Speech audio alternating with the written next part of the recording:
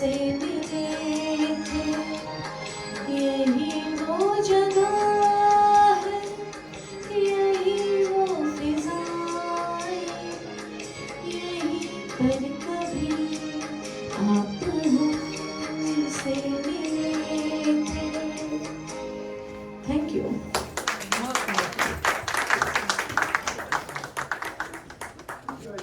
और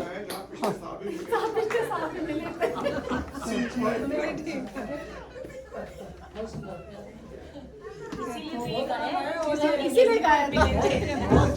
बड़ी गायक हैं यहीं पर मिलते हैं और अभी बल्कि बहुत चीज़ों में व्यस्त हो गई हैं। अदरवाइज ये बहुत दिन पहले तो बहुत ज़्यादा एक्टिव थी और बहुत सारे कार्यक्रमों में भाग लेती थी। और ये हालांकि पिक्चर का गाना था, नॉर्मली हम लोग पिछले गाने थोड़ा जल्दी करते हैं इस कार्यक्रम में, लेकिन काफ़ी आनंद आ गया, है ना। साहित्य भी था इसमें और बहुत अच्छा। तो चलिए इसके बाद हम लोग चलते हैं फिर बडोला परिवार की तरफ। तो आप आइए सब लोग। तो आ रही हैं उर्वशी बडोला जी, तो उर्वशी बडोला, उम्या बडोला, वान्या। ओके आ जाओ।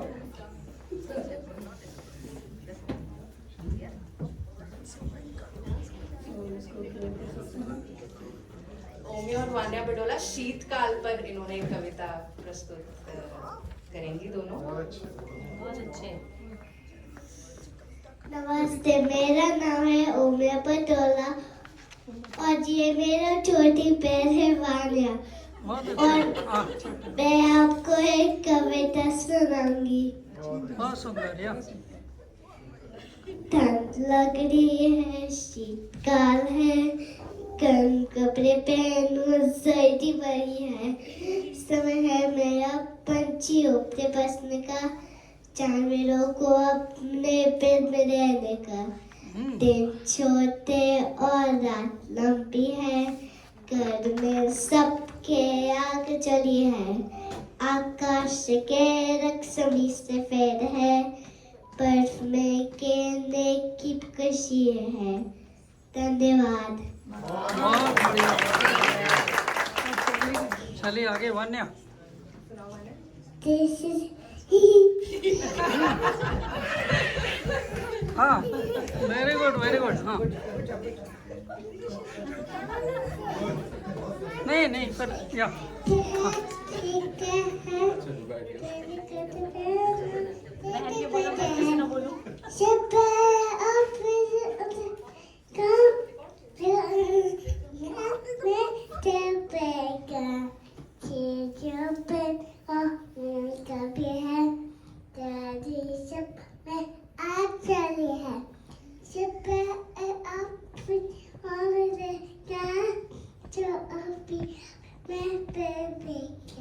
वाह वाह वाह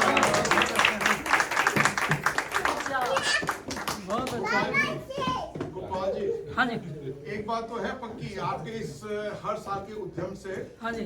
अब आप बेफिक्र रहे, हिंदी का जो भविष्य बड़े सुरक्षित हाथों में है। हम लोग धीरे धीरे रिटायर हो रहे हैं तो बच्चों के हाथ में जाना है। बिल्कुल जी, बिल्कुल बच्चों के हाथ में लीजिए। बहुत अच्छे। हाँ हाँ तो अब डॉक्टर वन सॉरी ये उर्वशी जी, डॉक्टर उर्वशी। हाँ अब मैं उत्तराखंड का ये तो काम नहीं कर पारंपरिक रहा। नृत्य हेलो प्रस्तुत स्वागत। ऐसा कुछ गड़बड़ है इसमें। नहीं कर रहा है। हेलो क्या कुछ प्रॉब्लम है? हाँ हाँ, आप वहीं रहो।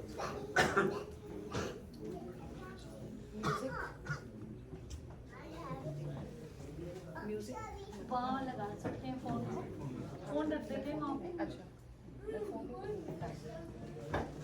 पूजा हेल्प कर दो प्लीज, म्यूजिक लगा देंगे। मैं अपने फोन से माइक के आगे माइक के आगे फोन रख दो ना उनका जो बजाना चाह रही है।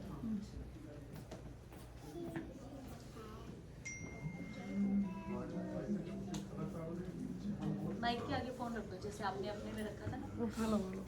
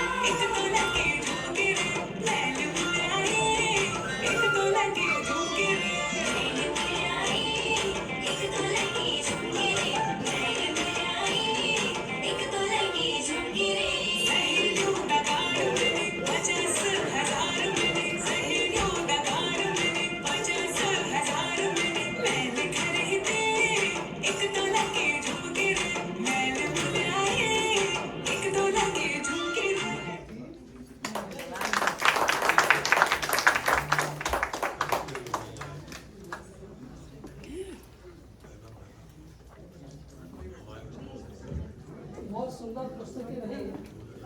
और आपके पिताजी हैं श्री दिनेश जी, तो उन्होंने एक्चुअली इनका परिचय कराया था पिछली बार, और वो कवि हैं और रामनगर में हैं, उत्तरांचल में। रामनगर का मैं भी उत्तरांचल में काफ़ी रहा हूँ। उत्तरांचल में मैं 4-5 साल रहा हूँ, बहुत सारी जगह रहा हूँ मैं, थोड़ा सा सौभाग्य मिला। तो हमारा जो उद्देश्य है कि हम लोग एक एक व्यक्ति के अंदर जो कला छिपी है, जो अध्यात्म छिपी है, जो आत्मा जितनी ज़्यादा उठनी है, उसका हम लोग ये चाहते हैं कि वो उतने ही वो और उठे और प्रकाशित हो और उर्वरक हो। तो हर एक के अंदर न जाने क्या क्या छिपा पड़ा है। तो ये सब कार्यक्रमों के द्वारा हम लोग यही चाहते हैं कि वो सब कलाएँ उजागर हों। तो अब बुलाते हैं ऋचा बघेल और अरण्य बघेल, तो वो अपनी प्रस्तुति देंगे।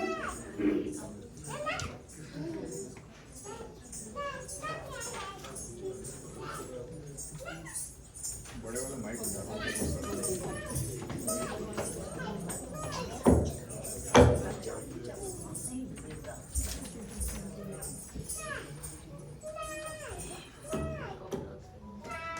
सभी को नमस्कार।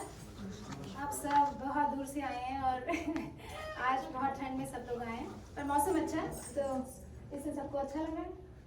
कैसे सब अच्छे। एक गाना में जो प्रभात रंजन सरकार जी द्वारा लिखा गया है, जो बाबा जी इनको कहते हैं, और वो उन्होंने बहुत सारे गाने लिखे थे, तो उनके गाने पे मैं एक नृत्य प्रस्तुत करूंगी और अरण्य बजाएगा ड्रम। अरण्य अरण्य अरण्य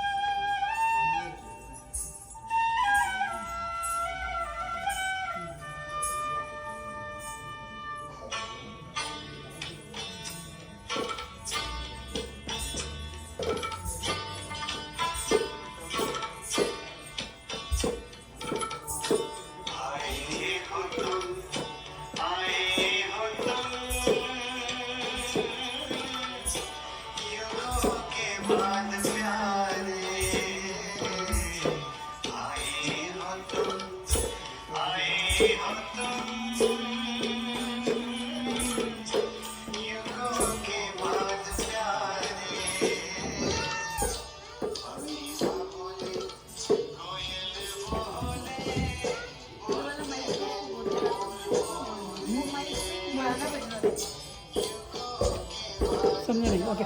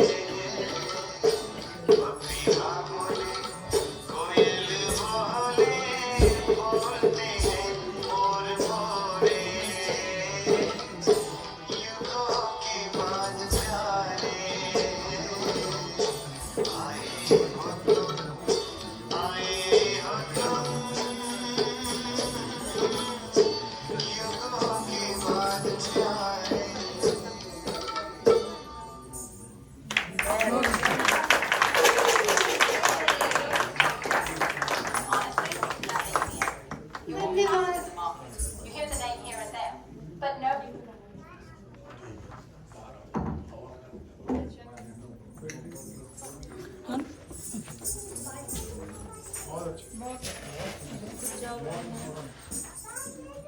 चलिए बहुत अच्छा। तो ये प्रस्तुति थी ऋचा बघेल की, और जो रचना सुनाई उन्होंने ये है श्री श्री प्रभात रंजन सरकार आनंद मोटे जी। तो वो उन्होंने बहुत कुछ किया, 5018 गाने भी लिखे हैं, आध्यात्मिक दर्शन भी दिए हैं, पॉलिटिकल फिलोसफी भी दी है, तो साहित्य समाज बहुत सारी चीज़ें दी हैं। मतलब इतना ज़्यादा दिया है कि सोच भी नहीं सकते, शायद 200-300 साल बाद लोग समझेंगे कि क्या देखे गए हैं। और मेरे वो गुरु हैं, मतलब मेरे भी वो गुरु हैं बेसिकली। और ऐसा कह लीजिए कि मैं जो कुछ कर पा रहा हूँ या हो रहा है वो सब साधना की वजह से ही है। तो चलिए, तो अब हम लोग सांस्कृतिक कार्यक्रम में खाली आंशी गोरे बचे उनको ले लेते हैं। और इसी बीच में हमारे साथ आगे हैं डॉक्टर राकेश मोदी। नमस्कार। तो आप भी हमारे विशिष्ट अतिथि हैं, आइए। तो आप भी आइए।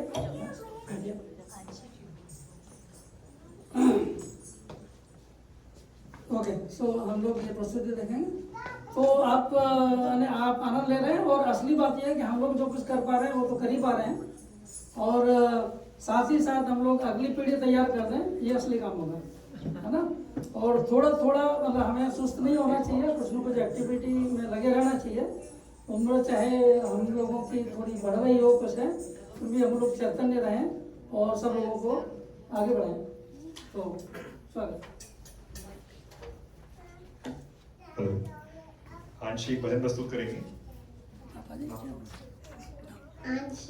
आंशी बहुत अच्छा है।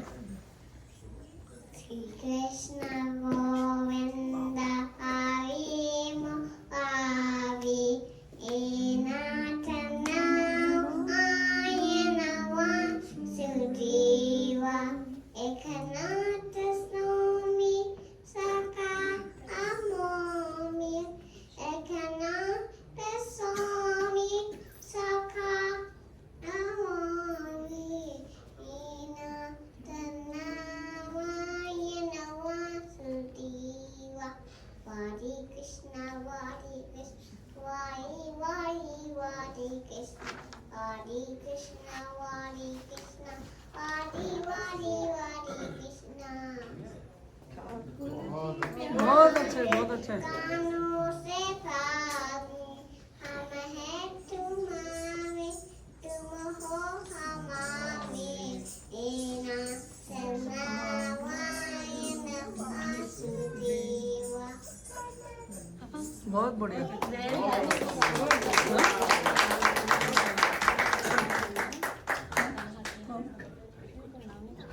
चलो तुम बोलो। Good job.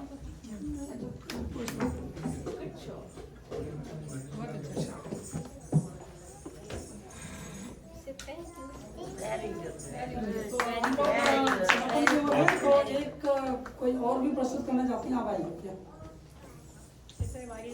हाँ? हाँ, बहुत अच्छी। तो स्वागत है, और थोड़ा अपना परिचय भी साथ साथ कराइए।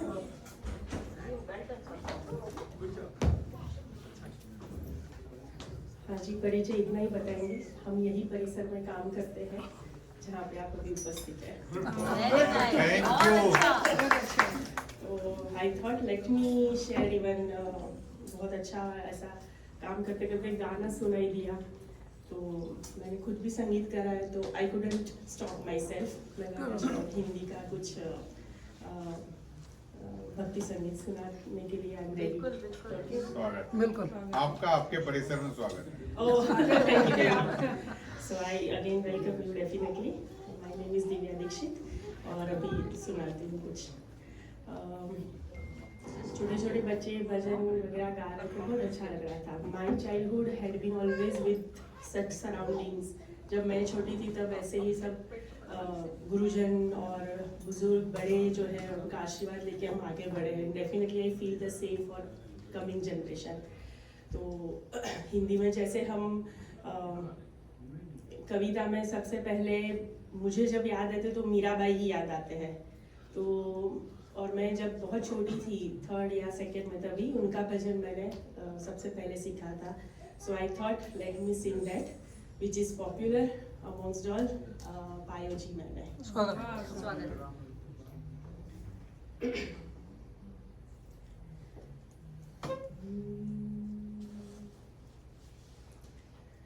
पायो जी मैंने राम रतन धन पायो, पायो जी मैंने राम रतन धन पायो।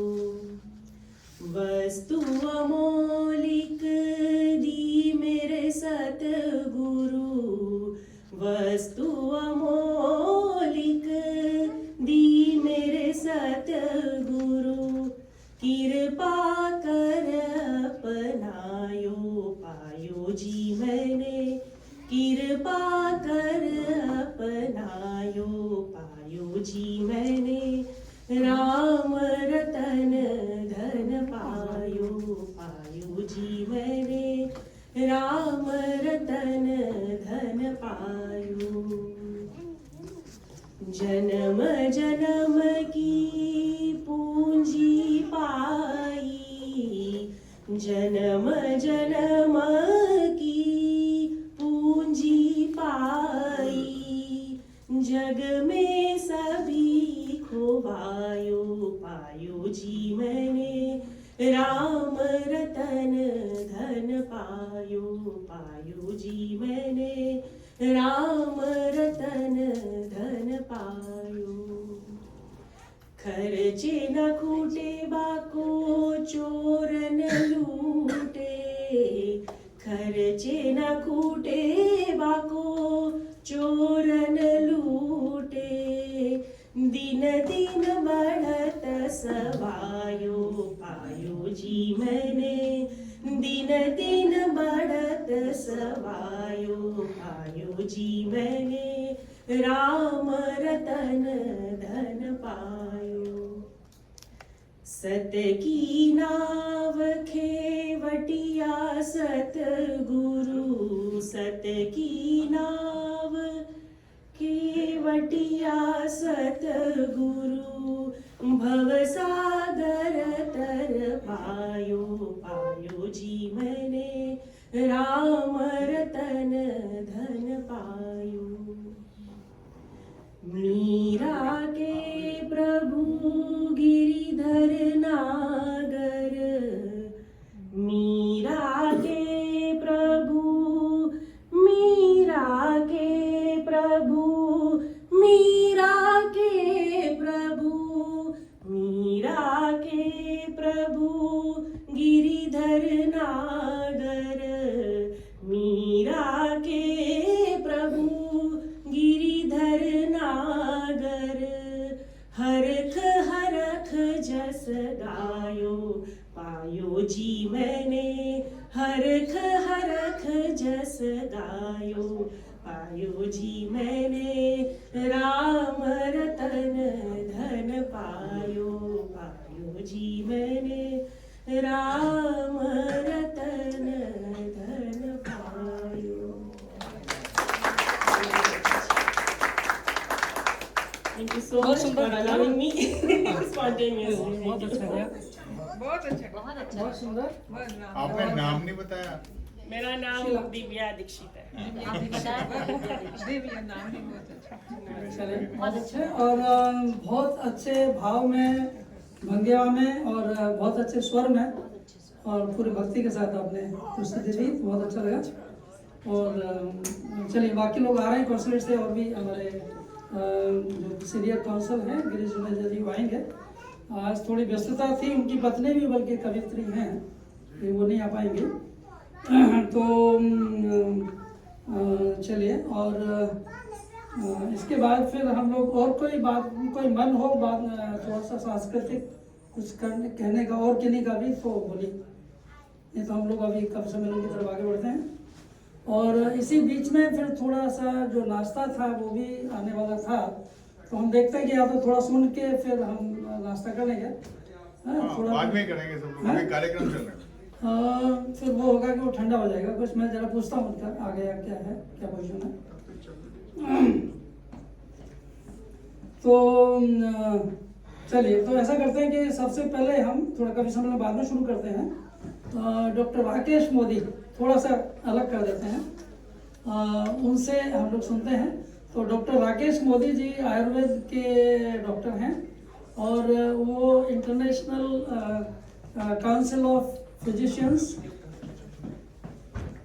International council of Ayurvedic physicians inc के अध्यक्ष हैं।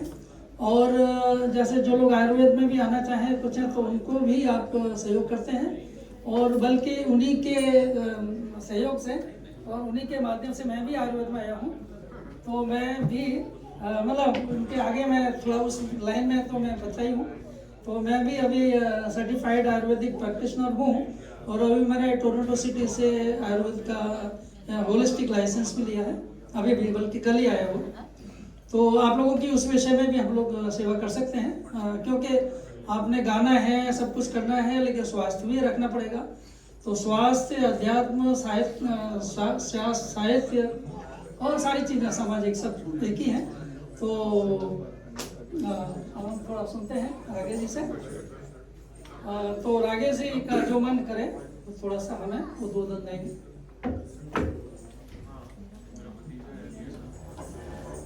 नमस्ते, मेरा नाम है राकेश मोदी। मैं आयुर्वेदिक प्रैक्टिशनर हूँ, second generation here in Canada.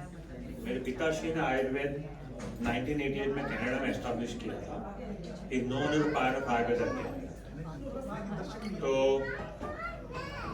जब हम हिंदी साहित्य की बात करते हैं तो आयुर्वेद में भी साहित्य भरपूर है, उसमें भी मंत्र है, तंत्र है, साहित्य है।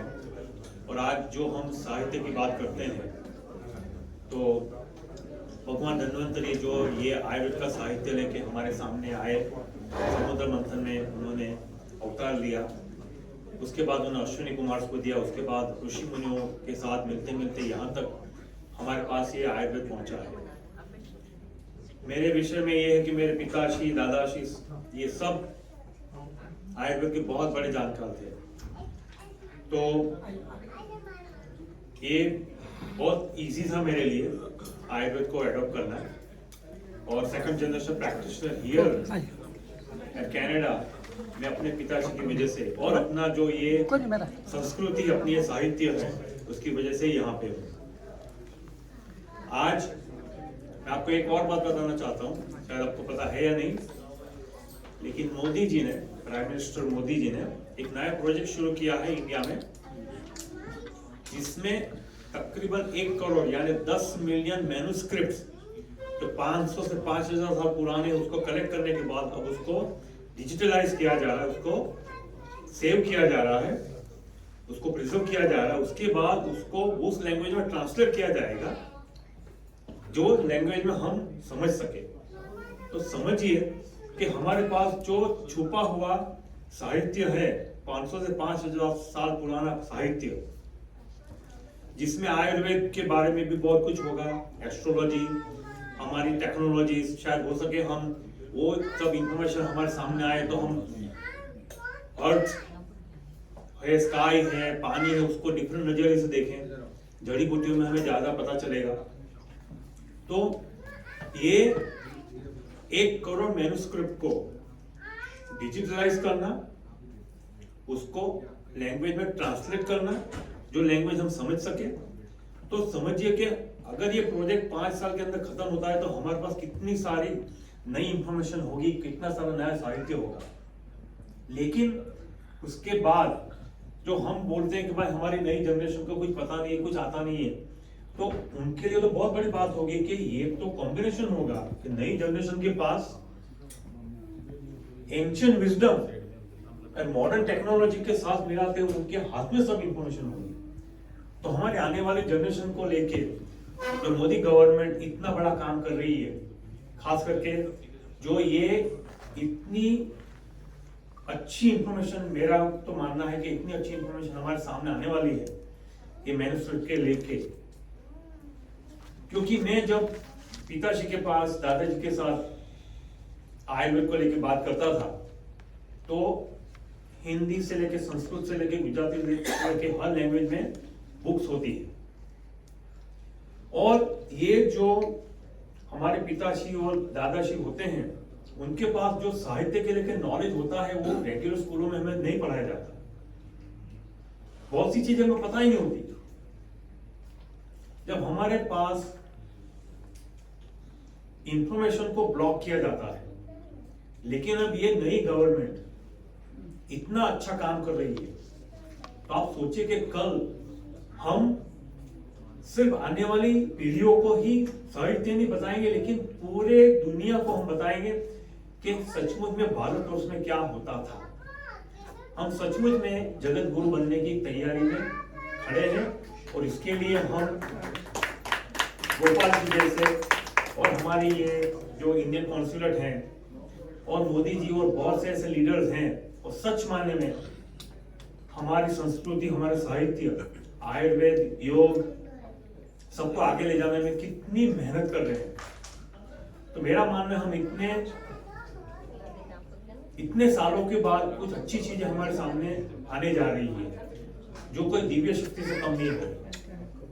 तो लेकिन दूसरी बात ये भी है कि मैं आज बहुत ये भी देखता हूं कि कहा जाता है आयुर्वेद को लेके कि आयुर्वेद में एविडेंसेस नहीं है, इसलिए आयुर्वेद फोकस है, जादूगरी है।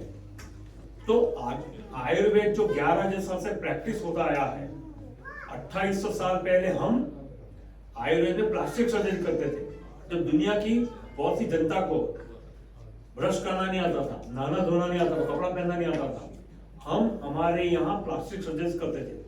तो कैसे होता था वो साहित्य, जो हमारे पास इतने नामी धरामी ऋषि मुनि थे, उन्होंने हमारे लिए, हमारे आने वाली जनरेशन को लेके कितने हजारों साल पहले ये साहित्य लिखा, जिसमें हिंदी, संस्कृत और बहुत सी भाषाओं ने बहुत अच्छे तरह से इसको प्रिजर्व करने में और यहाँ तक बचा के रखने में हमें बहुत मार्गदर्शन दिया है। तो कहने का मतलब ये है कि आज हमारे पास मॉडर्न इंफॉर्मेशन भी आएगी, एंशिएंट वर्जन को, मॉडर्न इंफॉर्मेशन को लेते हुए, लेकिन क्या हम आयुर्वेद को भी इतना अच्छी तरह स्वीकारते हैं? हम खुद ही नहीं आयुर्वेद को स्वीकारते हैं, हम खुद ही नहीं आयुर्वेद को मानते हैं, खुद ही नहीं योग को मानते हैं, हम खुद भी ज्योतिष शास्त्र को नहीं मानते हैं। तो हमारे इतने साहित्य, इतने सारा हमारे पास है, जिसको मानते नहीं, समझते नहीं, आने वाली जनरेशन को देते नहीं है, तो फिर कैसे काम चलेगा?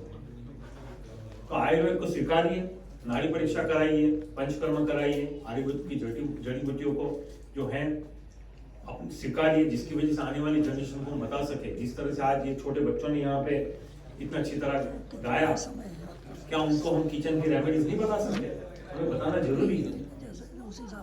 आज इंडिया में मोदी जी ने एक बात बताई कि भाई एंटीबायोटिक्स का इतना भरपूर उपयोग हो रहा है, जिसकी वजह से बहुत सी दवाइयां हमारी बॉडी में भी काम ही नहीं कर रही, क्योंकि हम हमारी खुद की नॉलेज को भूल चुके हैं, हमारे खुद का साहित्य को भूल चुके हैं।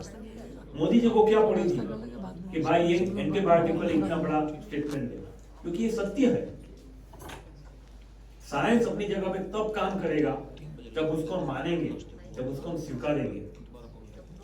आज मेरे पिताश्री ने आयुर्वेद को कनाडा में लाके एस्टैब्लिश करवाया, He is known as a pioneer of Ayurveda at Canada. तो कैसे किया हमने किया based on our facts, figures and science, जो हमारे साहित्य में लिखा हुआ है। पार्लियामेंट में जाते थे, उनको बताते थे यहाँ पे कि आयुर्वेद क्या है, तो कैसे बताएं? Facts, figures and science. तो वही हमारे सामने अब थोड़े टाइम में आने वाला है, जब ये सब मैन्युस्क्रिप्ट ट्रांसलेट होके हमारे सामने आएगी, हमारे पास क्या क्या इंफॉर्मेशन नहीं आई। मैं तो बहुत एक्साइटेड हूँ ये न्यूज़ शेयर करते हुए, और मैं गोपाल जी को भी थैंक यू कहता हूँ कि आपने मुझे यहाँ पे आमंत्रण दिया, और कॉन्सुलेट जनरल ऑफ इंडिया को भी मैं थैंक यू कहना चाहता हूँ कि आप इस तरह के प्रोग्राम यहाँ पे करते हैं कनाडा में, इंडिया से इतने दूर, और हिंदी और हिंदू शास्त्र को आगे बढ़ाने में बहुत मेहनत कर रहे हैं। Thank you very much, I appreciate, I wish you all health, wealth and happiness.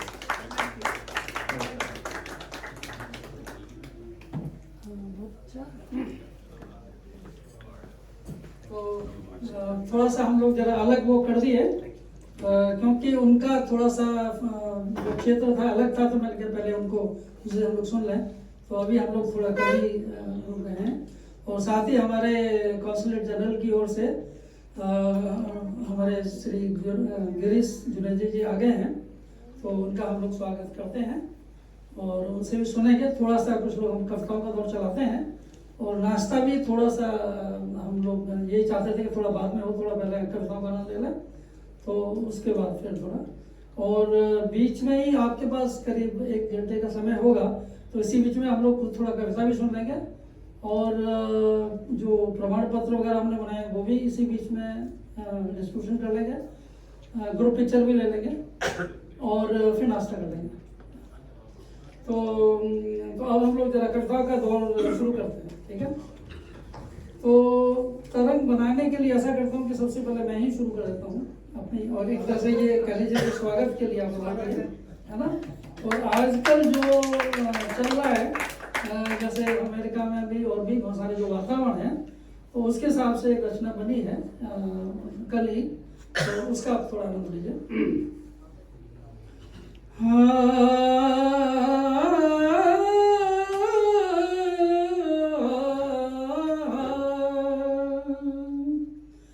जगत गति जानते का राजा, जगत गति जानते का राजा, सोचते वे ही है चलाते प्रजा, प्रकृति से पाते दंड शीघ्र यहाँ, निदेशक दृष्टि रहते वे प्रज्ञा। तो जो कुछ हो रहा है, जो भी कुछ बोल पा रहे हैं, कर पा रहे हैं, जो भी नाटक हो रहे हैं, वो सब कंट्रोल में है, कोई चिंता की बात नहीं है, हैं? तो उस भाव से इस गाने का आनंद लीजिए, क्योंकि जो परम सत्ता है वो नियंत्रण कर रही है, और सारी चीज उसके नियंत्रण में है, और जो कुछ जिस समय बोल रहे हैं वो सब बदल जाएगा। अगर वो नहीं चाहेंगे तो कोई आगे अगले दिन बोल भी नहीं पाएगा, एक दिन बोलेगा, अगले दिन चुप हो जाएगा। तो इस तरह से सारी दुनिया थोड़ी चल रही है। तो आगे है, शरीर मन वो आत्म हर जन का, शरीर मन वो आत्म हर जन का, नियंत्रित रहता विश्व हर तिनका, सृष्टि संचर रहे या प्रति संचर, हरि अस्तित्व रहे हरि भास्वर, लहर हर भाव ओ भंगिमा की, अहम औचित की भंवरियों की, देख वे लेते हर एक ही आहट, बैठ चौखट विलखे हर नाटक, बटन चक्रों के वे दबा देते। तो उनका जो कंट्रोल है वो चक्रों से है। हर व्यक्ति का, हर जितने प्राणी हैं, जितनी वनस्पति है, सबके चक्र हैं, सबके सेंटर्स हैं, तो उनका काम है खाली उनको कंट्रोल करना। तो वो कंट्रोल करते हैं तो सारा कुछ कंट्रोल हो जाता है। इसी तरह से जितने देश हैं, जो भी जो कुछ आपको नजर आ रहा है खेल, पंचभूत हैं, सारी चीज़ें हैं, इनको भी वो उसी तरह से कंट्रोल करते हैं, तो इसलिए वो नज़र में नहीं आ सकते और सारा कुछ उनके इच्छा के बिना कुछ होता नहीं। तो वो एक तरह से महानिदेशक हैं और ऐसे निदेशक हैं कि दूर से ही सबको घुमा देते, सब चला देते। बटन चक्रों के वे दबा देते, किसी से कुछ भी है करा लेते, बदल वे प्रकृति और वृत्ति देते, पुनर्चक्रण को कभी भिजवाते। तो वो सब देखते हैं, करते हैं और फिर रिसाइकिल, पुनर्चक्रण माने रिसाइकिल में भी कर देते हैं कि आपको यहाँ से उठाया कहीं और दूसरा सा लाइफ साइकिल में भेज दिया। और आगे है रहा गति हर ही प्राण हर ले महा, रहा गति हर ही प्राण हर ले महा, हरि ऐश्वर्य ईश इच्छा रहा, भूल कर्तव्य जो बिछाना चाहा, मधु प्रभु प्रशासन से पाया सजा, जगति जगत गति जानते कहाँ राजा। और उसी के साथ उसी दिन की 4 रचना में 2 सुना देता हूँ पहले।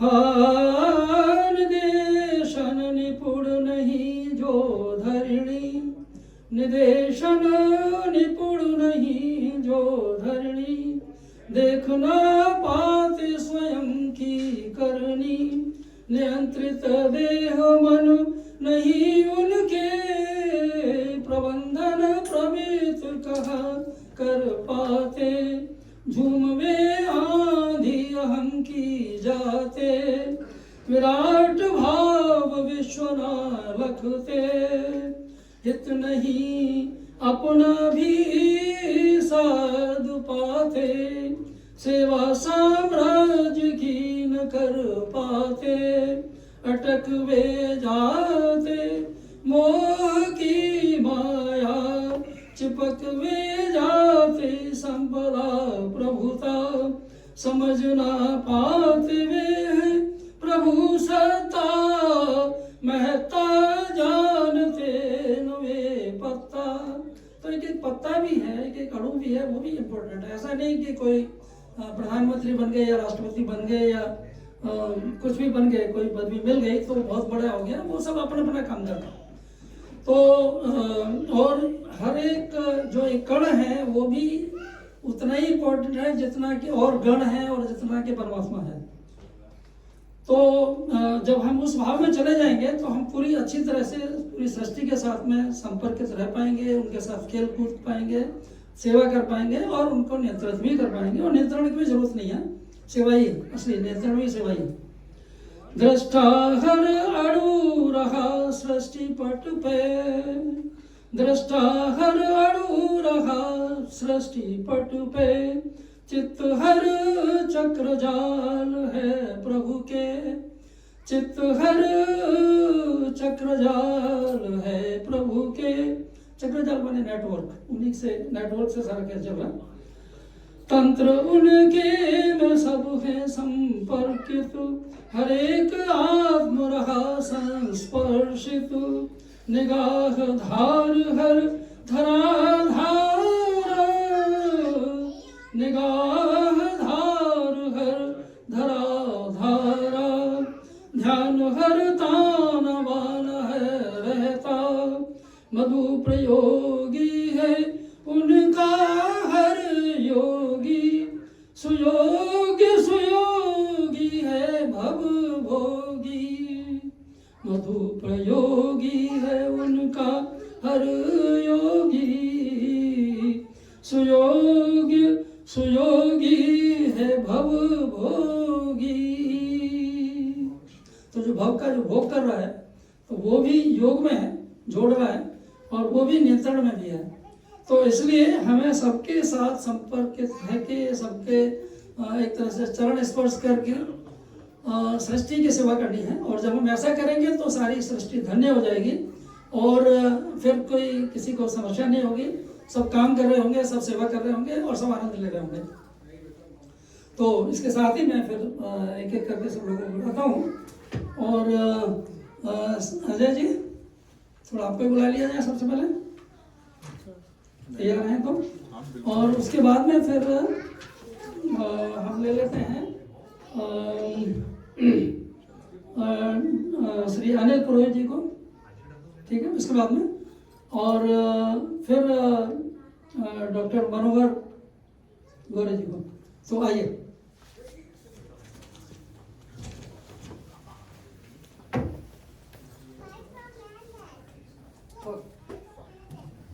तो साथ साथ थोड़ा थोड़ा अपना अपना परिचय भी कराते जाइए। मैंने तो जनरल परिचय कराया था, थोड़ा एकदम एक आदमी मेरा परिचय तो रसीदी टिकट की तरह ही होगा। कोई बात नहीं, थोड़ा हाँ।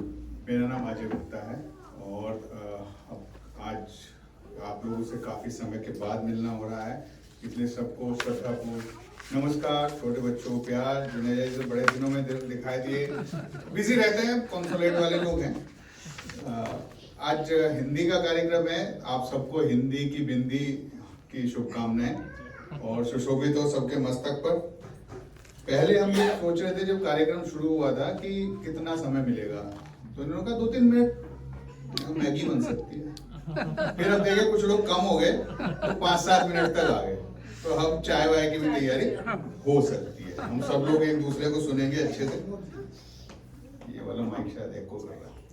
तो एक पहले वो 2 मिनट वाली कविता में लेके आया था, लेकिन अब मुझे लगा कि थोड़ा सा चाय का समय हो गया तो उतनी कविता हम पढ़ सकते हैं। बिल्कुल।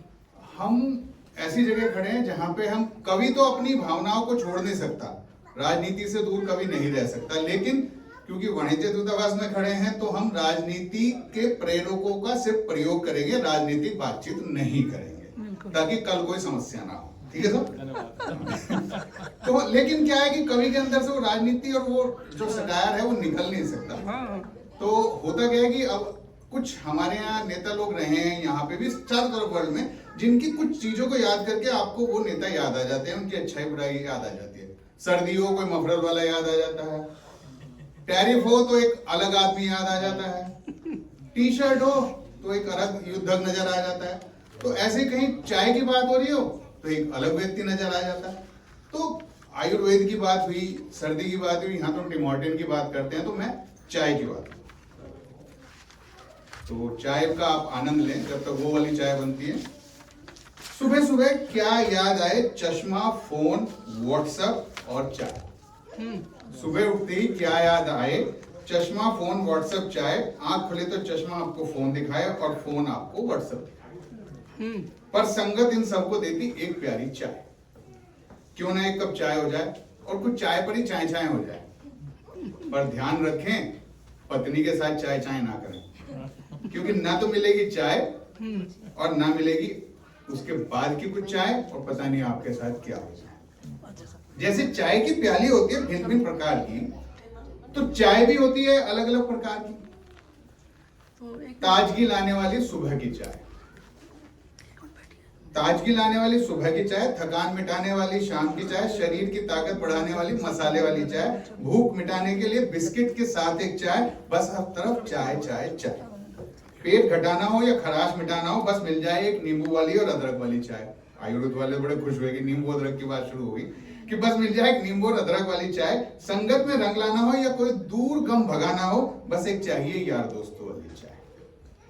पड़ोसी से व्यवहार बनाना हो या संबंधों में कुछ मिठास लाना हो, बस मिल जाए एक तेज पत्ती वाली कम मीठे की कड़क सी चाय। ठीक है, अब आगे चले क्या क्या कर सकती है चाय। क्या न कर पाए कोई ये उपाय, वह सब कर सकती है चाय, एक प्यारी सी चाय। किसी को सम्मान दिलाना हो या सुंदर विचार से सजाना हो, बस आपको चाहिए एक विद्वानों की संगत वाली चाय, जैसे कि आज सबको मिलने वाली है। बस आपको चाहिए विद्वानों की संगत वाली चाय। सरकारी चाय का एक और मुकाम है, लेकिन वहां तक पहुंचने के लिए अनेक अनेक पायदान है।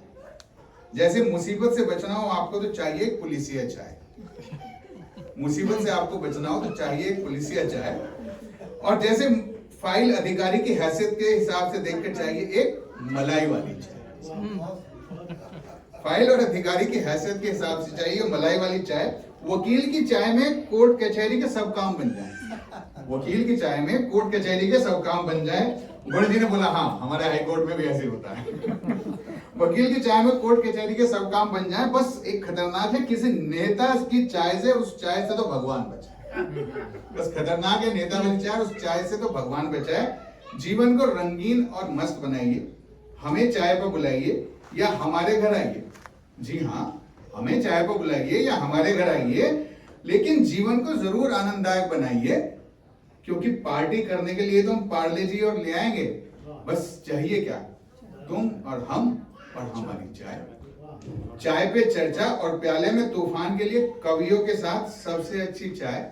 चाय पर बहस हो और चाय चाय हो जाए। और कुछ ना भाई, कुछ समझ में ना आए, चाय बेचने लग जाइए। क्या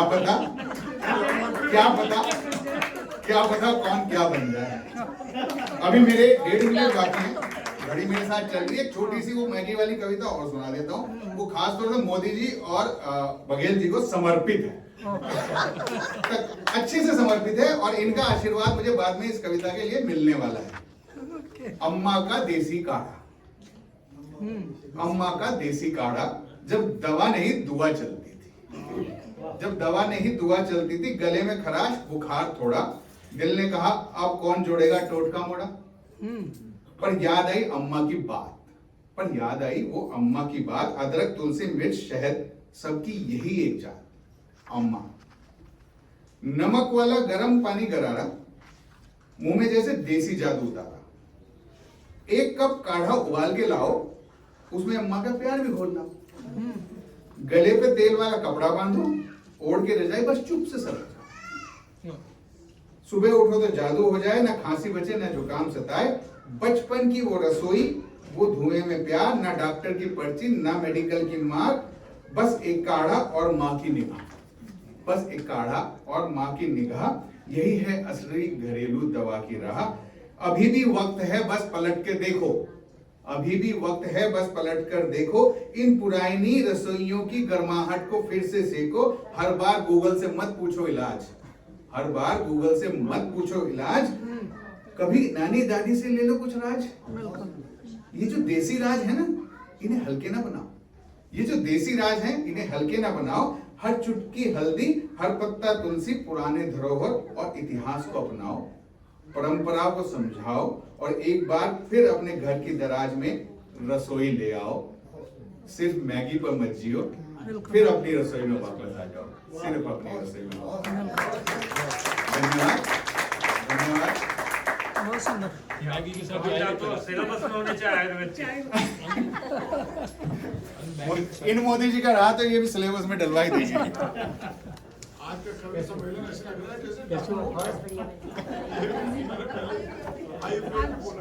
कवि सम्मेलन में आयुर्वेदिक असर हो गया। आप आ जाओ। चलिए, तो अब हम हमारे साथ हमारे आज हाँ कहीं बैठिए। तो हमारे डॉक्टर देवेंद्र मिश्र जी भी आ गए, आज के हमारे वो अध्यक्ष हैं, और संदीप त्यागी जी होंगे, शायद उनके साथ आए होंगे, हो सकता है रास्ते होंगे। संदीप त्यागी जी के साथ ही आप आए हैं ना? संदीप त्यागी जी के साथ आप आए हैं। तो चलिए अब हम बुलाते हैं अनिल पुरोहित जी को। संदीप आ रहे हैं। हाँ ओके।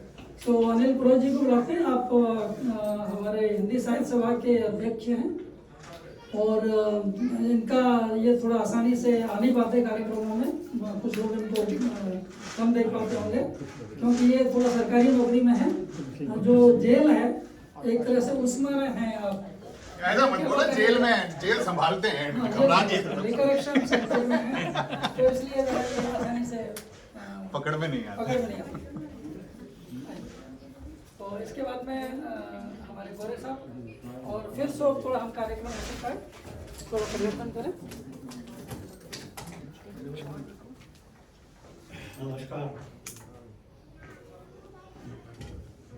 बघेल जी ने पहले ही परिचय दे दिया मेरा, आगे और कहने की क्या बात है। गुप्ता जी की चाय सबके मन भावना हो गई। हमने मोदी जी को भी सुना, बहुत अच्छा हमने कहा। मैं खाली इंतजार कर रहा था कि ये जो 1 करोड़ मैन्युस्क्रिप्ट चीज़ें हो रही हैं ट्रांसलेट। अभी जो हम लोग एआई के साथ कर रहे हैं 5 साल के बाद में वाकई वो 1 करोड़ मैन्युस्क्रिप्ट हमारे ज्ञान के विकास में काफ़ी सहायक होंगी। ऐसा तो मेरी कविता मैं ज़्यादा आ नहीं पाता, मगर जी ने सही कहा, समय ही ऐसा होता है, सुबह 4 बजे निकलना पड़ता है, शाम को 7 बजे जाना पड़ता है। और आज कल काम से आया तो वगैरह जी को कहा मैं आऊँगा बहुत दिन। मेरी एक कविता है, एक परिंदा। रोज शाम को देखता मैं इस परिंदे को इसी मुंडेर पर गुनगुनाते रहता। इस परिंदे को इसी मुंडेर पर गुनगुनाते रहता। कभी देखता मुझे टिमटिमाती आंखों से तो कभी नजरें कहीं और। कभी देखता मुझे टिमटिमाती आंखों से तो कभी नजरें कहीं और। गर्दन हिलाते पंख फड़फड़ाते जाने कितनी बातें कर जाता। दिन भर की बातें खट्टी मीठी कहानियों से भरी, पर सब मेरी समझ से भरे। मैं भी उससे बतियाता, उसकी आंखों में आंख मिलाता और साथ गर्दन हिलाता। मैं भी उससे बतियाता, उसकी आंखों में आंख मिलाता और साथ गर्दन हिलाता। पूछता उससे बसेरा क्यों नहीं अब तक बनाया। पूछता उससे बसेरा अब तक क्यों नहीं बनाया। खाने को दाने भी देता। रोज सुबह देखता दाने वैसे ही नजर आते। रोज सुबह देखता दाने वैसे ही नजर आते और परिंदा नजर से ओझल हो जाता। दाने रहते पर परिंदा नजर नहीं आता। सोचता मैं आज उसने बसेरा नया ढूंढ लिया होगा। सोचता मैं आज उसने बसेरा नया ढूंढ लिया होगा। पर शाम को फिर वही मुंडेर पर इंतजार में मेरे परिंदा नजर आता। और शाम को फिर वही मुंडेर पर इंतजार में मेरे परिंदा नजर आता। ये कविता थी मेरी परिंदा। परिंदा को मैंने लिया था अपनी ख्वाहिशों को सोचते हुए। हमारी ख्वाहिशें होती हैं, हम उनको बढ़ाते हैं, गायब हो जाती हैं, फिर आ जाती हैं। एक और कविता है तबाही।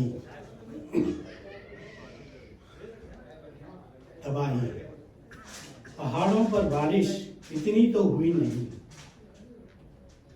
पहाड़ों पर बारिश इतनी तो हुई नहीं। फिर नदी यह उफन रही क्यों इतनी। पहाड़ों पर बारिश इतनी हुई तो नहीं। फिर नदी यह उफन रही क्यों इतनी। तोड़ किनारे अपने सब रास्तों को लगी बहाने। ढहाने लगी दीवारें घरों की, डुबो रही खेत खलियां। तोड़ किनारे अपने सब रास्तों को लगी बहाने।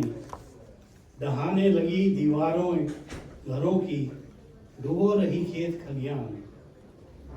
कहते हैं सदियों पहले उठे थे लपलपाते शोले इन पहाड़ों पर बसे जंगलों में। कहते हैं सदियों पहले उठे थे लपलपाते शोले इन पहाड़ों पर बसे जंगलों से। काले भयावह धुएं ने ढांप दिए सूरज चांद। चारों तरफ फैल गई चादर अंधियारी। ना कुछ दिखता ना ही कुछ सूझता। ना कुछ दिखता ना ही कुछ सूझता। कुछ झुलस वहा हुए और कुछ घुट बदहवास। कुछ घुट कुछ झुलस स्वाहा हुए, कुछ घुट हुए बदहवास। लगता है धुआं वही अब, लगता है वही अब बादल बन बरस रहा। लगता है धुआं वही अब बादल बन बरस रहा। वरना नियति नहीं नदी की किनारे तोड़ने की, ना ही नियति गांवों की देर सवेर बह जाने। वरना नियति नहीं नदी की किनारे तोड़ने की, ना ही नियति गांवों की देर सवेर बह जाने की। बहुत अच्छा।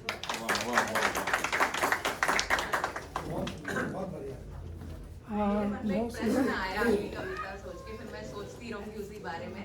जो परिंदे वाली कविता थी आपकी, वो परिंदा आता था लेकिन वो दाना क्यों नहीं खाता था? चलिए वो फिर तो मैं बताऊंगा। बताऊंगा। तो अभी हम डॉक्टर मनोहर गोरे जी को बुलाते हैं। उसके बाद में थोड़ा सा हम लोग कार्यक्रम को वो देंगे, थोड़ा परिवर्तन करेंगे। पहले क्योंकि आपके पास ज़्यादा समय नहीं होगा, तो हम लोग कुछ पुस्तक विमोचन है वो कर लेंगे। सर्टिफिकेट प्रमाण पत्र जो है उसका वितरण कर लेंगे, और आपसे तो सुनेंगे ही, है ना। और एक ग्रुप पिक्चर कर लेंगे। ये 3-4 काम कर लेंगे। उसके बाद नाश्ता तैयार है तो फिर नाश्ता कर लेंगे, और फिर आगे तो डॉक्टर मनोहर जी अधिवक्ता हैं मध्य प्रदेश हाई कोर्ट में, और यहाँ पर उनके बच्चे हैं तो आते रहते हैं भाई, और मतलब अच्छे साहित्यकार भी हैं, और बहुत ही विनम्र व्यक्ति हैं। और मेरा इनसे कुछ प्यार सा हो गया है काफ़ी दिन से, तो हम लोग काफ़ी संपर्क में रहते हैं। काले कोट से खाकी वर्दी से प्यार थोड़ा सा भाई साहब संभाल के दूसरी तरह के आदरणीय बघेल साहब ने मेरी बहुत तारीफ कर दी। बाकी शुरू में आपने बता दिया था कि इस बार जो है समय पर्याप्त है, कम से कम 5-7 मिनट मिल सकते हैं। तो इसी आशा के साथ में 1-2 कुछ छंद अपनी जो है, क्योंकि मैं मूलतः उज्जैन का निवासी हूँ, वहाँ का पंडित हूँ उज्जैन का, और आदरणीय बघेल साहब ने मुझे प्रेरणा दी कि आप आध्यात्म पर लिखा करें। तो मैंने कुछ उधर भी कलम चलाई है, अभी पिछले 1-आध हफ्ते से लिख रहा हूँ मैं। तो सबसे पहले तो हम बात करें हिंदी की। हमारे पीछे मंच पर परम आदरणीय नरेंद्र मोदी भाई साहब का जो संदेश है, हिंदी एक मजबूत कड़ी है, उसी कड़ी से कड़ी मिलाकर के हम सब लोग यहाँ पर आए हैं। अरल तरल सहज सरल है हिंदी, अरल तरल सहज सरल सी है हिंदी, संतों की सुधामयी ऋषियों की प्राणमयी, जनमन की कंठ कोकिल, जनमन की कंठ कोकिल है हिंदी। आओ हम सब मिलकर अपनाएं हिंदी, आओ हम सब मिलकर अपनाएं हिंदी। जय हिंदी, जय भारत, जय भारती। मैं कुछ श्लोकों से शुरुआत करता हूँ। उज्जैन की कुछ गाथा मैं अपनी कविताओं में बताऊंगा। उसके पहले बताता हूँ कि समय की उत्पत्ति उज्जैन से हुई है। जब युग बन गए तो सतयुग, शुरू से सतयुग थोड़ी शुरू हो गया है। सतयुग के पहले बहुत सारा समय निकला, उसके बाद सतयुग, द्वापर, त्रेता वगैरह जितने भी 4 युग हुए, हम चतुर्थ खंड में अभी चल रहे हैं। तो वो कल्प किस प्रकार से था? कल्पे कल्पे अखिलम विश्व काल यद्यस्वलीलया, तो कालम कालित्वायो महाकालो भवत्कील, महाकालो भवत्कील। और उज्जैनी की महिमा, महाकालश्चरिक्षिप्रा गतिश्चो सुनिर्मलः, उज्जैन्यां विशालाक्षी वासः कश्चन रोचयते, स्नानं कृत्वा नद्या हि दुर्लभम, ततः कीट पतंगः रुद्राशानूचर भवेत्। कल्पा कल्पा प्रतिकल्पा है यह नगरी, प्रलय में न हो कभी लय, अंत काल तजे जो प्राण यहाँ रुद्र धाम को जाए। ज्योति स्वरूप शंभु यहाँ बैठे हैं करतार, ज्योति स्वरूप शंभु यहाँ बैठे हैं करतार, 3 लोक से न्यारी अवंतिका की गाथा है रत्नार। उन रत्नों से भरी हुई गाथा को मैं फावड़े से भी समेटता हूँ, समेट में नहीं आते हैं। उसके एक रत्न का भी यदि हम वर्णन कर लें तो धन्य हो जाएं। विश्व के अंदर उज्जैनी, महेशमती, ओंकारेश्वर, मगध और ये ऐसे कुछ स्टेट हैं, ऐसे कुछ स्थान हैं जिनमें विश्व का आधा इतिहास छुपा हुआ है। तो मैं आगे शुरुआत करता हूँ। कुछ दोहे रखे हैं मैंने। आदरणीय बघेल जी ने मुझे बहुत प्रेरित किया कि आप जो है और चीज़ों पर ज़्यादा लिखते हैं, आध्यात्म की ओर भी कुछ जाइए। तो मैंने कुछ कोशिश करी है इसमें, तो मैं आपके सामने प्रस्तुत कर रहा हूँ। एक पुस्तक में लिख रहा हूँ अनहद नाद। बघेल जी ने मुझे कुछ संक्षिप्त में अपना परिचय बताने के लिए भी कहा था। मैं डॉक्टर मनोहर गोरे सत्संगी उपनाम लिखता हूँ साहित्य के अंदर। मूलतः हमारे संदीप जी पधार में हैं, आपका बहुत बहुत स्वागत। और यहाँ सभी निरीक्षी विवेकी बैठे हैं। मुझको इतना ज्ञान यहाँ बघाने वाला नहीं हूँ।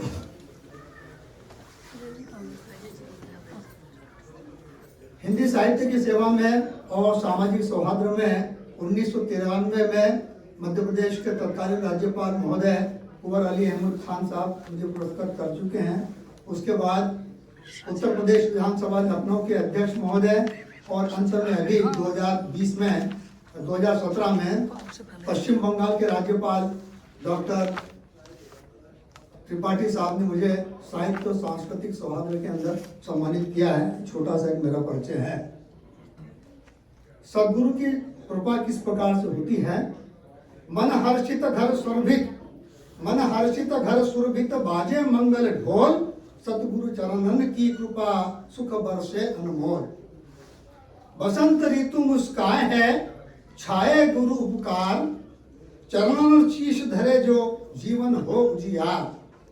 फूलों सा यह बसंत है छाया सुख उल्लास, गुरु दर्शन के संग मिले कृपा अपार प्रकाश।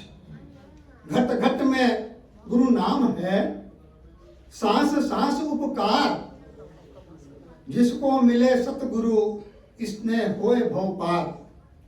तम का अंधेरा मिट गया जग में भरे उजास, सतगुरु आए जीवन में जब खिला हृदय आकाश। दर्शन की बरखा पड़ी मन हुआ हिम सा शीत, सतगुरु कृपा से ही मिले रस रस का संगीत। कर्म जाल में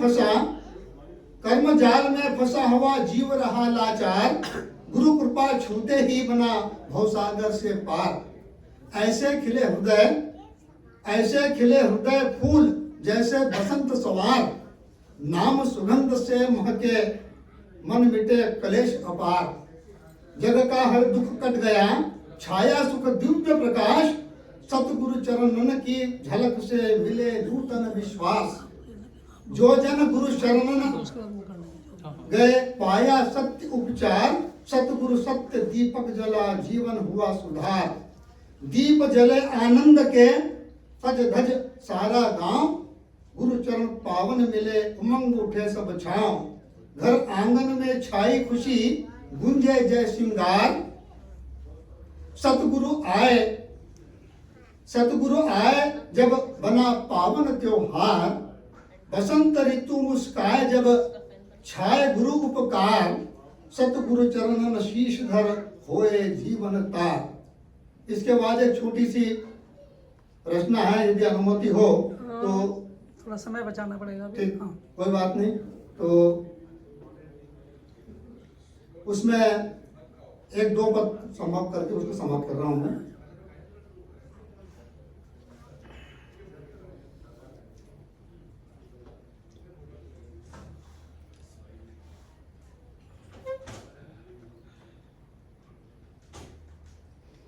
महाकाल उत्पन्न काल, शून्य भवन में नाद था, न दिन था न ही काल। महाकाल की दृष्टि से जागा प्रथम विमल काल। ये काल की उत्पत्ति यहाँ से हुई है। ये नहीं दिशा थी चार तब, न गति का था ज्ञान। शिव शक्ति के संयोग से चल पाया समय प्राण। जब सृष्टि का दीप जला फूटा प्रथम विचार, महाकाल के संकल्प ने साधा नियम विहार। अवंतिका की भूमि में बद्ध हुए सब काल, निमेष बना मापक प्रथम जग का सूक्ष्म विमल ताल। बहुत सारे इसके बाद जो है छंद है, इसको मैंने छोड़ दिया है। दूसरा खाली ये राउंड में बताना था दूसरे राउंड में। कि ये निमेष जो है, पलक को झपकाते हैं यूं, तो पलक के झपकाने का चौथा जो समय है वो निमेष होता है। वो तो ऐसे निमेष मिलकर के समय और काल और युग बने, ये प्रश्न में बतलाना चाह रहा था मैं। आप सबको बहुत बहुत धन्यवाद। आपने मुझे सुना, बहुत बहुत प्रणाम। चलिए, बहुत सुंदर। और शायद इस तरह से मैं भी शायद पहली बार ही आपको सुना इसका ठीक तरह से। तो अब हम थोड़ा सा कार्यक्रम का रुख जरा बदलते हैं, और क्योंकि आपने जाना होगा तो पहले आपसे सुनते हैं थोड़ा सा उद्बोधन, और फिर हम कुछ पुस्तक विमोचन कर लेंगे। 2 पुस्तक इनकी हैं, गोरे साहब की, और कुछ मेरी हैं, और साथ ही फिर हम लोग एक चित्र ले लेंगे और सर्टिफिकेट वितरण हो जाएगा, और उसके बाद फिर हम लोग थोड़ा नमस्कार करेंगे। फिर उसके बाद में आराम से दोबारा कभी सम्मेलन करते रहेंगे। तो आपको स्वागत है। तो हम बुला रहे हैं हमारे महावाणिज्य दूतावास, भारतीय महावाणिज्य दूतावास के जो सीनियर काउंसिल हैं, और कभी कभी आप पूरा ही देखते हैं कार्यकारी CGI के रूप में, श्री गिरीश जुनेजा जी को। तो हम लोग कुछ उनसे आशीर्वाद। सभा में मौजूद हिंदी के साहित्यकार, कविगण, महानुभावों, देवियों व सज्जनों, सबसे पहले तो मैं आपको इंडियन काउंसुलेट की तरफ से आपका अभिनंदन करता हूँ, प्रणाम करता हूँ। Thank you very much for coming, और विश्व हिंदी दिवस की आपको बहुत बहुत शुभकामनाएं। हर साल की तरह बघेल जी टाइम से पहले भी हमें रिमाइंड कर देते हैं कि 10 जनवरी को प्रोग्राम करना है। अगर हम बोलना भी चाहें तो ये याद दिला देते हैं। तो हिंदी के आज के प्रोग्राम के लिए मैं आप इनका धन्यवाद करता हूं, और जितनी संस्थाएं हैं, अखिल विश्व हिंदी समिति, हिंदी साहित्य सभा, विश्व हिंदी संस्थान, संस्कृत योग सभा, आध्यात्मिक प्रबंध पीठ और मधु प्रकाशन, ये हमारा सौभाग्य है कि आप यहाँ आए हैं। बहुत अच्छा लगा आप सबको सुन के।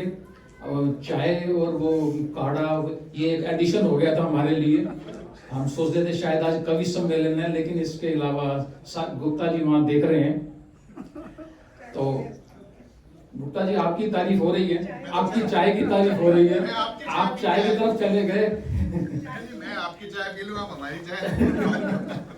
इसी को कहते हैं मिलन सुर मेरा तुम्हारा। तो ऐसा है, हिंदी सिर्फ एक बोलचाल की भाषा नहीं है, ये एक हमारे सभ्यता और संस्कृति का प्रतीक है। इस टाइम हिंदी विश्व की तीसरी सबसे ज्यादा बोलने वाली एक भाषा है। लेकिन हमें सिर्फ इससे संतुष्ट नहीं हो जाना चाहिए। बहुत काम हो चुका है और बहुत काम करना भी बाकी है। कनाडा के संदर्भ में तो मैं यही कहूँगा कि जितनी भी संस्थाएं इस क्षेत्र में कार्य कर रही हैं, हमारा पूरा सहयोग है। आप अगर हम डायरेक्ट कैनेडियन अथॉरिटीज को बोलें हिंदी को प्रमोट करने के लिए, हिंदी के प्रचार प्रसार करने के लिए, तो कई दफा इसका कुछ राजनीतिक रंग दिया जाता है। तो मेरा आपसे अनुरोध होगा कि आप जिस क्षेत्र में हैं, शैक्षणिक संस्थाओं से जुड़े हैं या अदरवाइज, आप भी कोशिश करिए, और इस कोशिश में हम आपके साथ खड़े हैं, आपके पीछे खड़े हैं। किसी तरह का भी सहयोग होगा, हमारी सर्विस अवेलेबल होगी। आप किसी लाइब्रेरी से जुड़े हैं या किसी पुस्तकालय किसी से जुड़े हैं, तो हमारे पास हिंदी की पुस्तकें, हिंदी के प्रचार प्रसार में हमारा भरसक प्रयत्न रहता है। लेकिन हमारी कई दफ़ा मजबूरी ये हो जाती है कि बहुत ओपनली हम इसको प्रमोट करने में हमें कठिनाई होती है, और उसमें हमें आपका सहयोग अपेक्षित होता है। और उम्मीद करता हूं कि आप इसमें अपना योगदान देते रहेंगे। और आपके कोई सुझाव हो हिंदी के प्रचार प्रसार के लिए, त्यागी जी, आपसे बहुत उम्मीद हमें बहुत अपेक्षाएं हैं। आप संस्कृत योग सभा चलाते हैं, तो किसी टाइम आप आइए, आप हमें सुझाव दीजिए, हम हमेशा आपकी सर्विस के लिए अवेलेबल, जो इसमें कार्य करना चाहता है। मेरे पास ज्यादा अब मैं ये कहूँगा कि मैं एक अच्छा श्रोता हूँ, क्योंकि कवि हो, साहित्यकार हो, उनको एक अच्छे श्रोता की भी जरूरत होती है।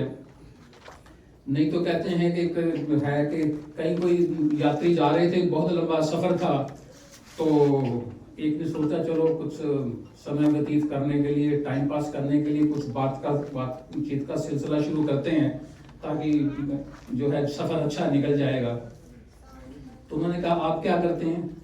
बोले मैं कवि हूँ। तो उन्होंने दूसरे से पूछा आप? बोले मैं बहरा हूँ।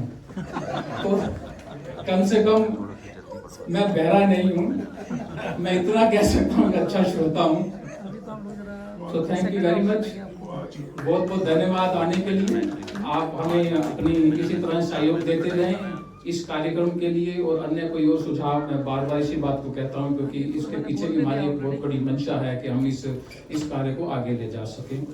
सो एक बार फिर आपको हिंदी दिवस की बहुत बहुत, विश्व हिंदी दिवस की बहुत बहुत शुभकामनाएं। Thank you very much.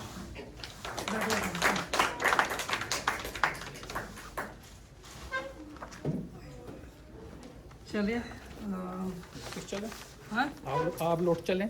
हाँ, नहीं वो काम करते हैं। अच्छा अच्छा। तो कुछ पुस्तकें हम लोग हैं। तो मनोज जी आप आइए, और स्टेज पर मैं आमंत्रित करूँगा हमारे अध्यक्ष डॉक्टर देवेंद्र जी को। हम पुस्तक विमोचन कर रहे हैं। जी आप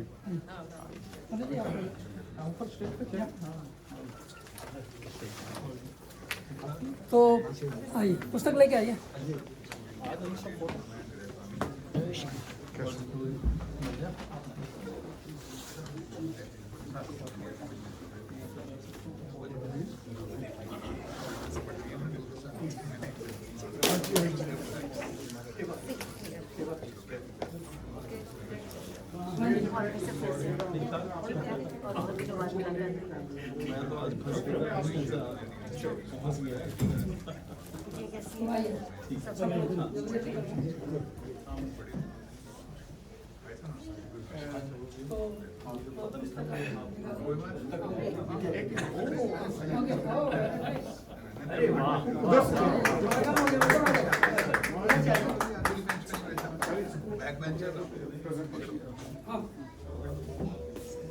आइए बेटा, आंशी, राइट, यही नाम है? हाँ जी।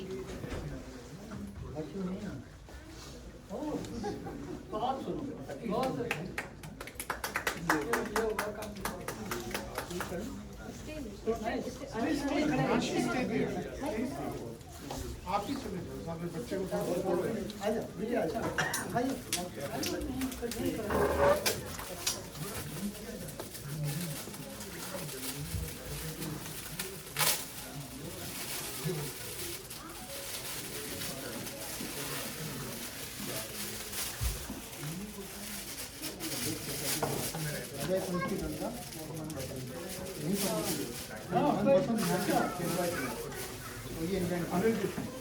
थोड़ा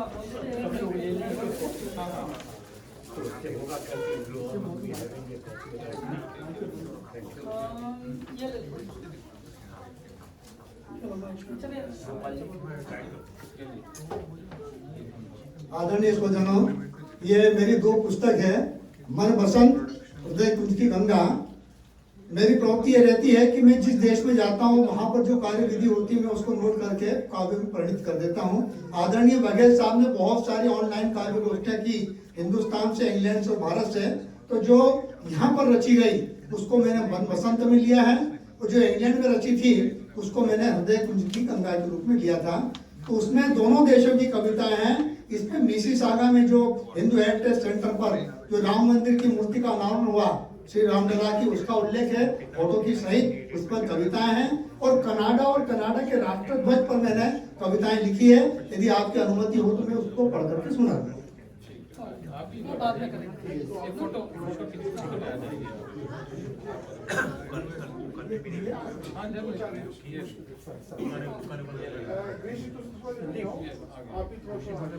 ठीक है।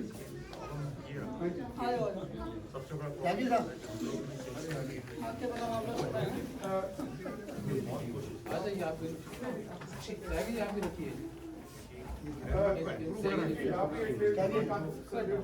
झंडे को आगे ले जाना था वहाँ पे नहीं कोई नहीं रहने दीजिए, अच्छा लगेगा, अलग महिमा है। सब कुछ इंस्टीट्यूट है सेंटर बच कर Everybody here, please stand up, please.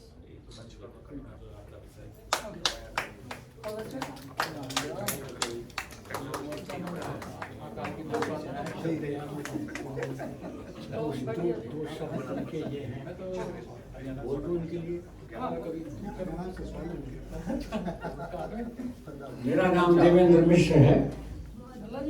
मेरा संपर्क हिंदी से बहुत गहरा है और मैं तो हमेशा विश्वास करता हूँ हिंदी मेरी शान है, हिंदी मेरा मान, हिंदी मेरी शान है, हिंदी मेरा मान, अमर रहे फूले फले हिंदी हिंदुस्तान। तो यही कामना करता हूँ और इस विषय में मैं बराबर एक प्रार्थना करता हूँ आप लोगों से कि अपने घरों में कम से कम बच्चों के साथ यदि आप लोग हिंदी में बात करेंगे तो बड़ा उपकार होगा आपका, क्योंकि अंग्रेजी और दूसरी भाषाएं तो सब बच्चे सीख ही लेते हैं लेकिन हिंदी लुप्त हो रही है। तो इस विषय में मैं सबसे बहुत हार्दिक बधाई देना चाहूँगा जिन पुस्तकों का विमोचन हुआ है। आप लोग नया कीर्तिमान स्थापित करते रहते हैं और हिंदी के लिए इससे बढ़ के गौरव की क्या बात है। तो आप लोगों को हार्दिक धन्यवाद मेरी ओर से और भविष्य में भी आपका ये जो आप संविधान डालते हैं हिंदी के विश्व यज्ञ में ये बराबर डालते हैं। बहुत बहुत धन्यवाद। भल्ला जी भी आ जाए और टहरी आप भी आ जाइए। तो कुछ मेरी पुस्तकें हैं और ये इनका ये आ जाएगी। तो ये स्वरूप बन गया है लेकिन अभी प्रिंट हम बाद में करेंगे। तो ये 3 पुस्तक हैं, मन मृदंग, स्पिरिचुअल मैनेजमेंट और पल्स ऑफ स्पिरिचुअलिटी। चलिए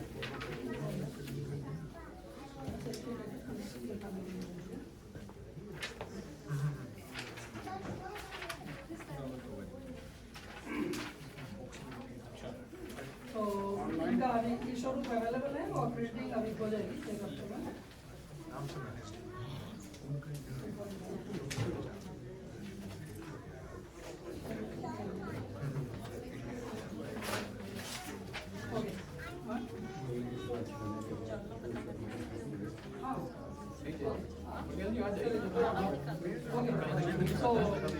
बताइए आप साथ में करेंगे।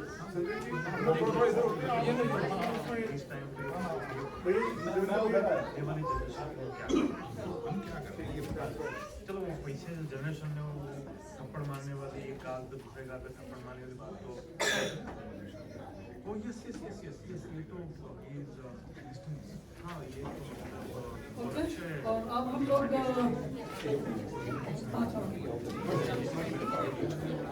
एक बात और आपसे कहना चाहूँगा, मैंने मधु जी को करीब 25 सालों से जानता हूँ। वो यहाँ आपके सामने एक ऐसा व्यक्ति खड़ा हुआ है जिसने जो बिरले कुछ लोगों की सेवाएं हैं हिंदी के लिए, उनमें जो प्रमुख पंक्ति है मधु जी भी है। मुझे वो दिन भी याद है जबकि यहाँ पर कुछ सुविधाएं नहीं पर्याप्त थी, तो ये बराबर हर वर्ष अविरल रूप से दसियों तक हिंदी की सेवा करते रहे। ये कवि सम्मेलन कराते थे, पुस्तकों का विमोचन होता था और वो एक तरह से अंतर्राष्ट्रीय भी हुआ करता था इस संदर्भ में कि उसमें अमेरिका से और दूसरी जगह से भी लोग भाग लेने आते थे। और मधु बघेल की अपनी पहचान आज एक वैश्विक पहचान है, इनके लिए जोरदार था। इन्हें जो सम्मान भारत में मिलता है और इन्हें जो सम्मान दूसरी संस्थाओं से मिला है, उसके लिए मैं व्यक्तिगत रूप से इनका बहुत अनुग्रहित हूँ। और मधु अपनी मधुरता जो है वो इसी तरह से आप जो है वो दिखाते रहिए और फैलाते रहिए। कीर्तिमान और आयुष्मान। में डॉक्टर साहब का आशीर्वाद रहता है, और जो हमारे बुजुर्ग हैं भारतेंद्र जी और श्याम जी, तो सब लोगों के आशीर्वाद से हम लोग आगे बढ़ रहे हैं। और अभी उनमें से जैसे भारतेंद्र जी हैं, श्याम जी हैं, ये लोग आ भी नहीं पाते क्योंकि काफ़ी उनकी अवस्था थोड़ी ज़्यादा हो गई है और उतने ज़्यादा स्वास्थ्य ठीक नहीं है। हाँ, पर सबका आशीर्वाद हम लोग साथ हैं। निस्वार्थ भाव से जो सेवा करता है वही सच्ची, और वो निस्वार्थ की सेवा करने वालों में एक नाम और बोलना चाहूँगा जो किसी वजह से नहीं आ सके। दो नाम और हैं, उसमें एक नाम तो है शरण घई जी का। शरण घई जी को मैं पिछले करीब 30 सालों से जानता हूँ। उस समय से जब वो एक पेपर निकालते थे नमस्ते कनाडा, और जाड़े के दिनों में जब सब लोग घरों में दुख के रहते थे, वो उसकी कॉपीज लेके जा करके टेम्पल्स में डिस्ट्रीब्यूट करते थे। वो एक ऐसा व्यक्ति है जिसने पहली बार, मेरे ख्याल से ये कनाडा के इतिहास में भी नहीं, उत्तरी अमेरिका के इतिहास में होगा कि 2 विश्व सम्मेलन आयोजित करे कनाडा में, जिनमें यूरोप से, अमेरिका से, इंडिया से, कहाँ से लोग नहीं आए। और उनका जो है, उनकी जो संस्था है विश्व हिंदी संस्थान, उससे भी मैं जुड़ा रहा हूँ।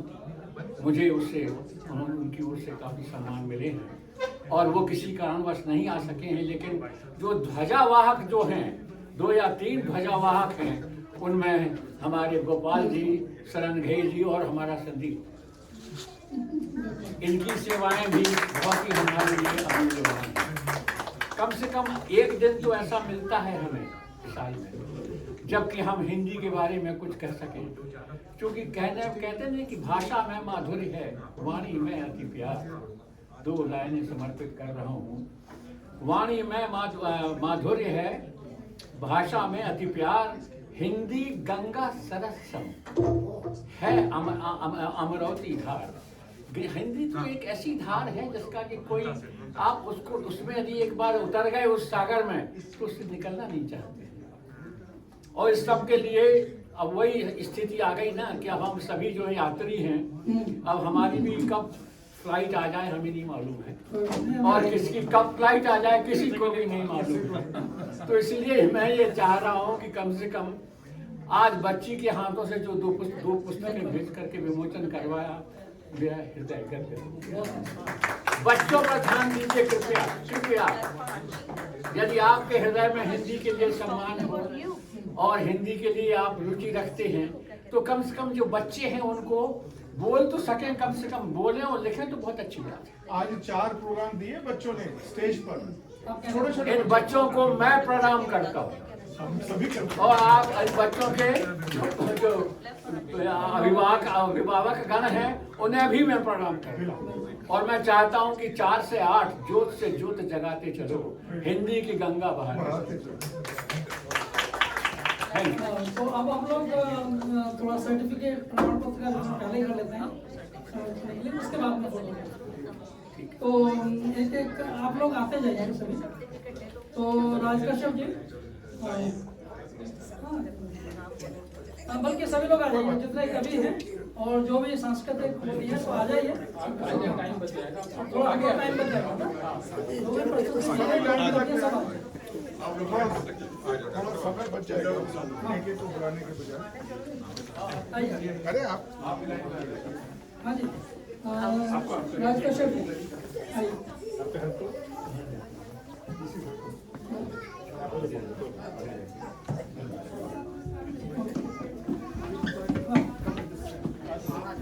तो मेरे ख्याल से भाग लें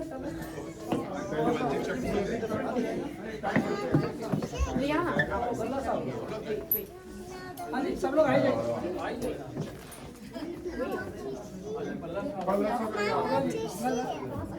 अवल जी आप भी आ जाइएगा पिक्चर लेने के बाद। थोड़ा यहाँ आ जाइए, लाइफ स्टाइल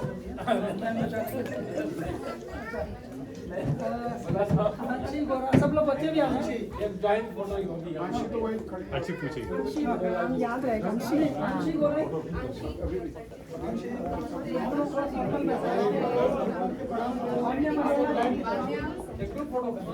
बच्चों इसको आप आंशी था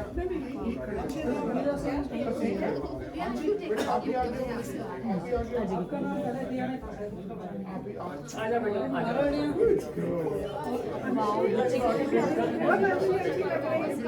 बच्चे लोग आगे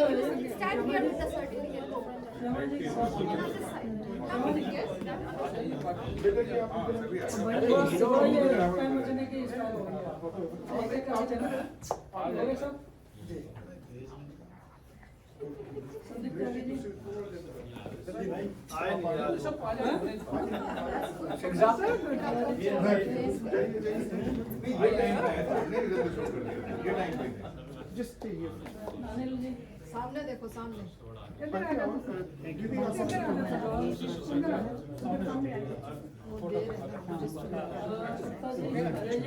अजय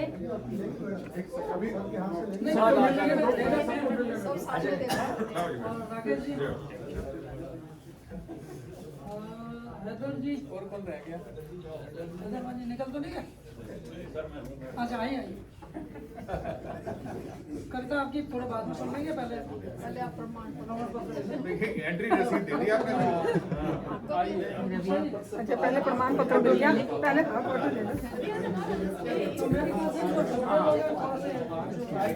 जिन्होंने पास किया नहीं मिलेगा ना चल रहा है ना अच्छा तो ऐसे करते हैं मैं जैसे वो आप ध्यान है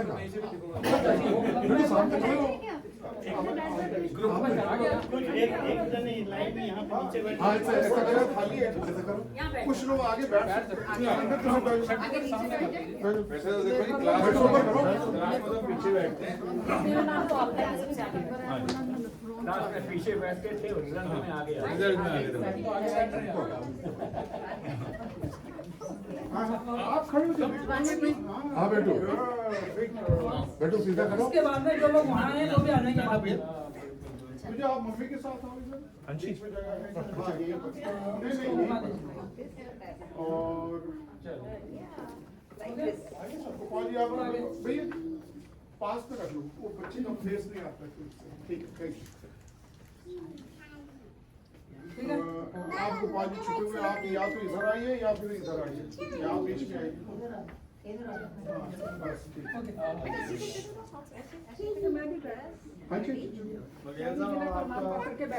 आप भी बीच में आ जाओ।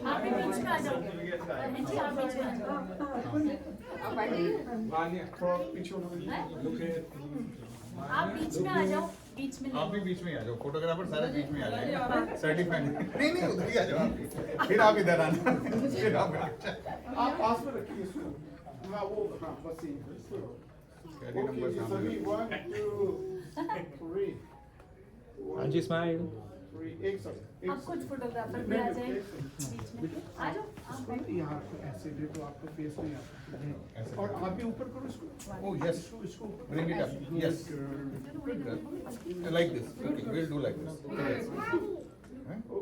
1 2 cheese the cheese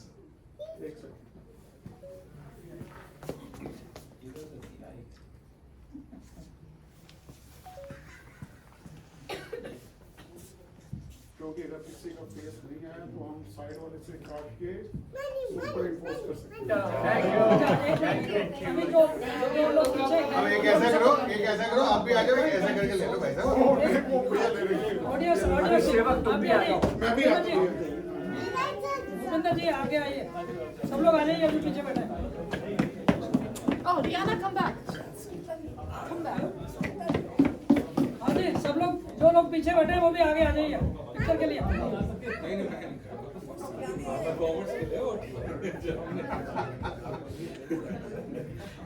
हाँ जी अजय जी अरे भाई जो लोग पीछे बैठे हैं हैदर जी सबको भेजिए ना इनको भी भेजिए ना आप आगे आइए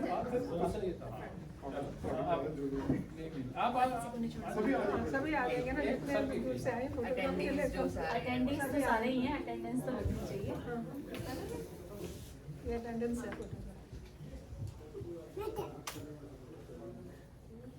रेडी आइए आइए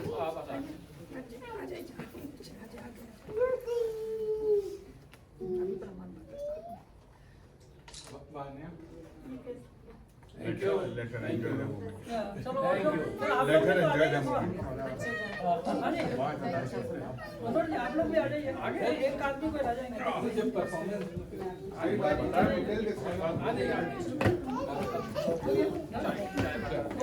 आप लोग रास्ते के लिए सभी लोगों को प्रमाण पत्र के लिए बहुत बहुत बधाइयाँ जी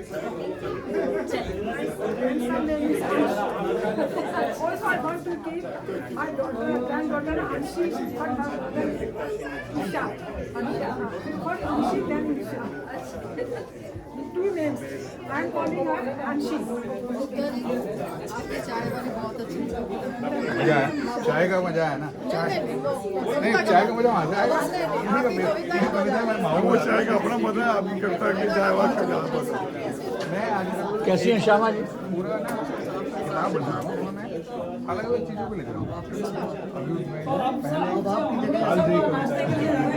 अच्छा वो तो एक और तो वो मुझे भी लगता है कि मैंने ऐसे लिखी है।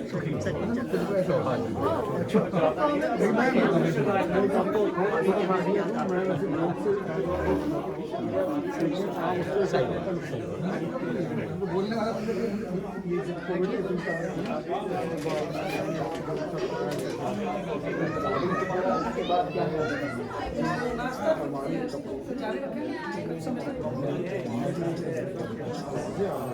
नहीं सबने सुना नहीं हमको कितना हुआ नहीं ज़्यादा नाश्ते के बाद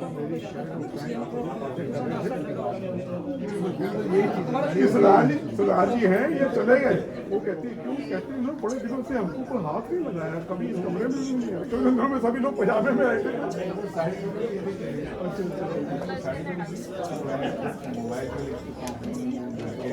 कलम पे लिख चुका हूँ, मेरा टारगेट सत्ता बजाएंगे उर्दू में दीवान लिखता है ना, 70 नज़्म है। ये फोन किनका है जरा फोन ले लीजिए उसके बाद उसको पहले छाप दीजिए, ऐसा ना हो हम हो ना हो आपके अरे आ जाए हम जो कोविड जीत गया जीत गया। सभी लोग बहुत स्ट्रॉन्ग था।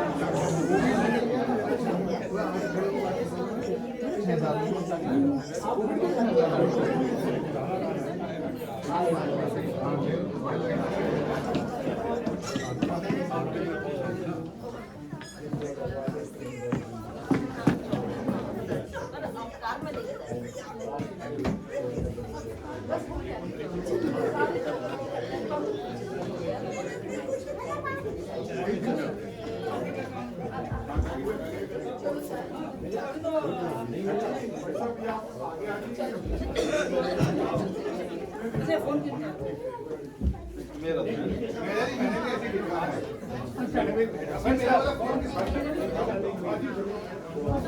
ये फोन किन्हीं का यहाँ पर है। हाँ जी फोन जिनका रह गया है वो ले लीजिएगा। किसी का मोबाइल फोन रह गया है नहीं हो तो ले लीजिएगा, बगैर साहब के पास में है। अच्छा लो मैं इनका फोटो खींच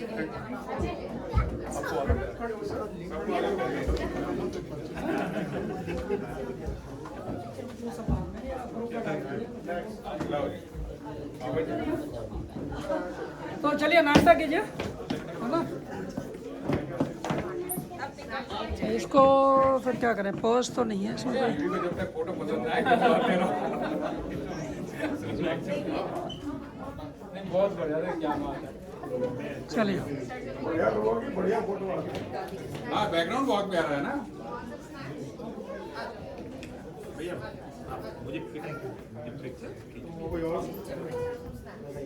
अच्छा बोला जी गुड आपने पहले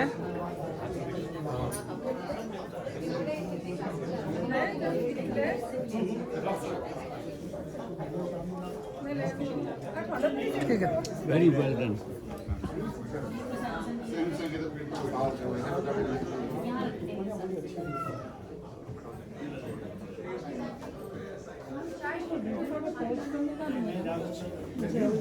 किसकी वीडियो मतलब मैंने ये कर रखा पूरा, इसी को इसी से